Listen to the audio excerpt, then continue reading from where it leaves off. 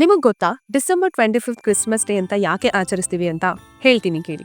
ಬಹಳ ಹಿಂದೆ ಒಂದು ಚಿಕ್ಕ ಊರು ಬೆತ್ಲೆಹೆಮ್. ಆ ಕಾಲದಲ್ಲಿ ಜಗತ್ತು ಒಂದು ಆಶಯ ನಿರೀಕ್ಷೆಯಲ್ಲಿ ಇತ್ತು. ಒಂದು ಶಾಂತ ರಾತ್ರಿ, ನಕ್ಷತ್ರಗಳಿಂದ ತುಂಬಿದ ಆಕಾಶದ ಕೆಳಗೆ ಮೇರಿ ಮತ್ತು ಜೋಸೆಫ್ ಎಂಬ ಸರಳ ದಂಪತಿಗೆ ಇರೋದಕ್ಕೆ ಮನೆನೂ ಇರಲಿಲ್ಲ, ಐಶ್ವರ್ಯನೂ ಇರಲಿಲ್ಲ. ಅವರು ಆಶ್ರಯ ಪಡೆದಿದ್ದು ಒಂದು ಸಾಧಾರಣ ಕೊಟ್ಟಿಗೆಯಲ್ಲಿ. ಆ ರಾತ್ರಿ ಒಂದು ಅದ್ಭುತ ಸಂಭವಿಸಿತು. ಅಲ್ಲಿ ಜನಿಸಿದರು ಏಸು ಕ್ರಿಸ್ತ. ಡಂಗುರಗಳು ಇರಲಿಲ್ಲ, ಆಡಂಬರದ ಸಂಭ್ರಮವೂ ಇರಲಿಲ್ಲ. ಆದರೆ ಆಕಾಶದಲ್ಲಿ ದೇವದೂತರು ಕಾಣಿಸಿಕೊಂಡು ಇವರಿಗೆ ಹೇಳುತ್ತಾರೆ, ಭಯಪಡಬೇಡಿ, ಇಂದು ನಿಮಗೆ ರಕ್ಷಕನು ಜನಿಸಿದ್ದಾನೆ. ದೂರದ ದೇಶಗಳಿಂದ ಜ್ಞಾನಿಗಳು ಒಂದು ಪ್ರಕಾಶಮಾನ ನಕ್ಷತ್ರವನ್ನು ಹಿಂಬಾಲಿಸಿ ಬಂದರು. ಸರಳತೆಯಲ್ಲಿ ಜನಿಸಿದ ಆ ಮಗು ಜಗತ್ತಿಗೆ ಒಂದು ಮಹಾನ್ ಸಂದೇಶ ನೀಡಿತು.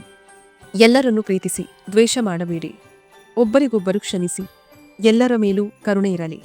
ಏಸು ಕ್ರಿಸ್ತನು ಬೆಳೆದು ಶಕ್ತಿ ಅಥವಾ ಸಂಪತ್ತಿಗಿಂತ ಪ್ರೀತಿ, ವಿನಯ ಮತ್ತು ಮಾನವೀಯತೆಯೇ ಮುಖ್ಯವೆಂದು ಬೋಧಿಸಿದರು. ಅದಕ್ಕಾಗಿಯೇ ನಾವು ಕ್ರಿಸ್ಮಸ್ ಅನ್ನು ಆಚರಿಸುತ್ತೇವೆ. ಆದರೆ ಜೀಸಸ್ ಕ್ರೈಸ್ಟ್ ಹುಟ್ಟಿದ ದಿನ ಡಿಸೆಂಬರ್ 25 ಅಂತ ಎಲ್ಲೂ ಕೂಡ ಎಕ್ಸಾಕ್ಟ್ ಆಗಿ ಹೇಳಿಲ್ಲ. 4th ಸೆಂಚುರಿಯಲ್ಲಿ ಚರ್ಚ್ನಿಂದ ಅಫಿಷಿಯಲ್ ಆಗಿ ಡಿಸೆಂಬರ್ 25 ಕ್ರಿಸ್ಮಸ್ ಅನ್ನ ಆಚರಿಸೋದಕ್ಕೆ ಶುರು ಮಾಡ್ತಾರೆ. ಅದಾದ ಮೇಲೆ ಜಗತ್ತಿನೆಲ್ಲೆಡೆ ಡಿಸೆಂಬರ್ 25 ಕ್ರಿಸ್ಮಸ್ ದಿನವೆಂದು ಆಚರಿಸಲು ಶುರು ಮಾಡುತ್ತಾರೆ. ಇನ್ನು ಕ್ರಿಸ್ಮಸ್ ದಿನದಂದು ಒಬ್ಬರಿಗೊಬ್ಬರು ಗಿಫ್ಟ್ಗಳು, ಸ್ವೀಟ್ಗಳು ಕೊಟ್ಟು ಖುಷಿಯನ್ನು ಹಂಚಿಕೊಳ್ಳುತ್ತಾರೆ. ಆದರೆ ಅದಷ್ಟೇ ಅಲ್ಲ, ಜಗತ್ತಿಗೆ ಸಿಕ್ಕ ಅತ್ಯುತ್ತಮ ಉಡುಗೊರೆ ಪ್ರೀತಿ, ಶಾಂತಿ ಮತ್ತು ಕರುಣೆ. ಈ ಸಂದೇಶವನ್ನು ನಾವು ಯಾವಾಗಲೂ ನೆನಪಿಸಿಕೊಳ್ಳಬೇಕು. Happy Christmas.